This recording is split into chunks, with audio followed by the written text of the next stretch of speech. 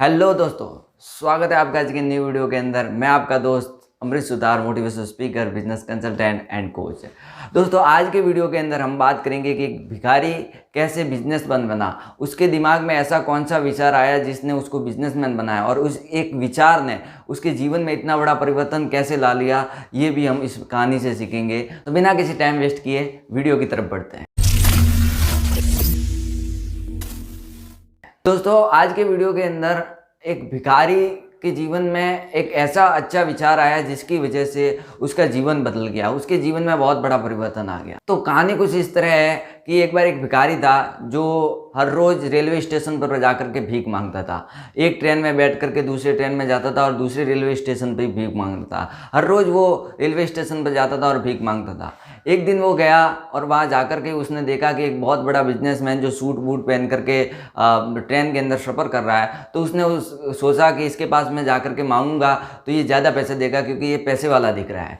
तो वो भिखारी उस बिजनेसमैन के पास में गया और उससे बोला कि बाबूजी कुछ खाने के लिए पैसे दे दीजिए, बहुत भूख लगी है। तो उस बिजनेसमैन ने बोला कि मैं तुमको पैसे क्यों दूँ, तुम मुझे उसके बदले में क्या दोगे।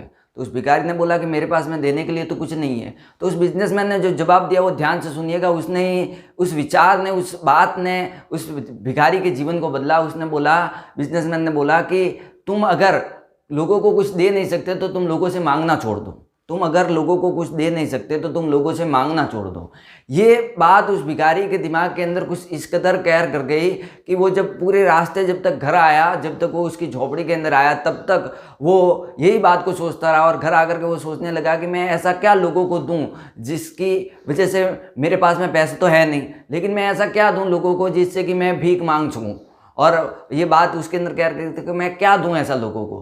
तो उसके दिमाग में बहुत विचार करने के बाद में आया कि मैं लोगों को फूल दूंगा, छोटे छोटे फूल दूंगा। तो वो उसके बाद में जब भी भीख मांगने के लिए जाता, जब भी भीख मांगता, तब वो लोगों को फूल देता और लोग उसको पैसे देते। तो लोगों को भी ये तरीका पसंद आया कि ये अजीब भिखारी है जो हमें फूल देता है और हम इसको पैसे देते हैं। तो उनको भी लगता है कि हम इसको कुछ फोगट का नहीं दे रहे हैं। तो उसके बाद में जब वो बिजनेसमैन उसको वापस मिला उसी रेलवे स्टेशन पर, तो उसने जाकर के उस बिजनेसमैन से बोला कि आप मेरे को कुछ पैसे दे दीजिए, मैं आपको फूल दूंगा। तो उस बिजनेसमैन ने बोला कि हाँ, अब तुम मेरे को सच्चे बिजनेसमैन लग रहे हो। तो वो भिखारी इतना खुश हो गया उसको सोच करके कि मैं बिजनेसमैन, मैं सच्चा बिजनेसमैन, मतलब कि मैं बिजनेसमैन बन सकता हूँ। तो वो उस रेलवे स्टेशन से बाहर आकर के जोर जोर से चिल्लाने के लगा कि मैं बिजनेसमैन बनकर दिखाऊंगा, मैं बिजनेसमैन बन करके दिखाऊंगा। फिर उस पर जब उसने ये बोला चिल्ला कर, तो लोग उसके जो आसपास में थे वो बहुत हंसने लगे। लेकिन उसके अंदर वो बात कैर करके की थी, उसके दिमाग में ये फिट हो गया था कि मेरे को बिजनेसमैन बनना है।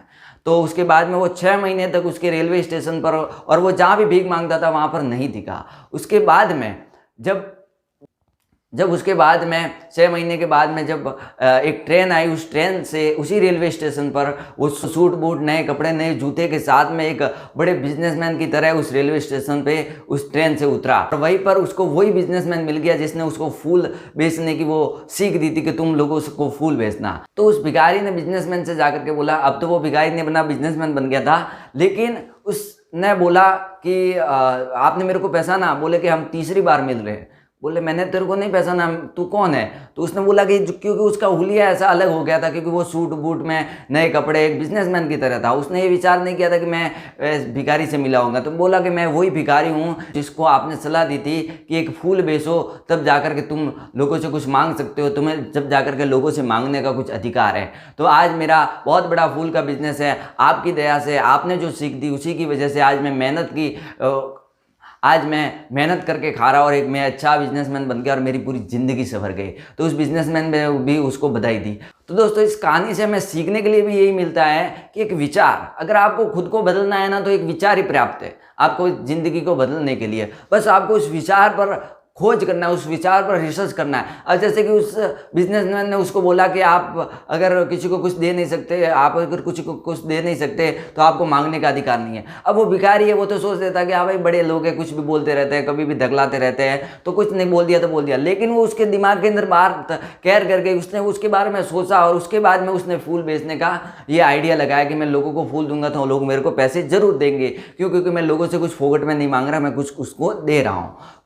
और इसके बाद में एक कहानी से ये और एक गोल्डन स्टेटमेंट मिलता है कि आप अगर किसी को कुछ दे नहीं सकते तो आपको किसी से कुछ मांगने का अधिकार नहीं है, और आप किसी से कुछ मांग भी नहीं सकते। आपने कभी भी देखा होगा कि आप किसी को कुछ दे रहे हो, पैसे रुपया कुछ भी दे रहे हो, तो आप उससे कुछ ना कुछ लेते हो, कुछ ना कुछ गिरवी वगैरह लेते हो। तो ये जिंदगी का उसूल है, और ये जिंदगी हमें हर मोड़ पर यही सिखाती है कि आपको कुछ देना होता है। विपरीत आप अगर किसी से कुछ लेते हो तो आपको कुछ देना पड़ता है, या आयात निर्यात का तो रहता ही है। तो ये हमें सीखना चाहिए इस कहानी की वजह से कि हमको देने वाला भी बनना है और मांगने वाला ही बनना है, न कि मांगने वाला ही बनना है, हमको देने वाला भी बनना है। तो ये हमें इस कहानी से सीखने के लिए मिलता है, और ये कहानी से हमें बहुत कुछ सीखने के लिए मिलता है कि ज़िंदगी में मेहनत करके क्या कुछ नहीं किया जा सकता। एक भिखारी बिजनेसमैन बन सकता है, तो हम तो मिडिल क्लास है, हम क्यों नहीं अमीर बन सकते? हम जरूर अमीर बन सकते हैं, हमको बस मेहनत करने की देर है। दोस्तों, मुझे उम्मीद है कि आपको ये वीडियो पसंद आया होगा।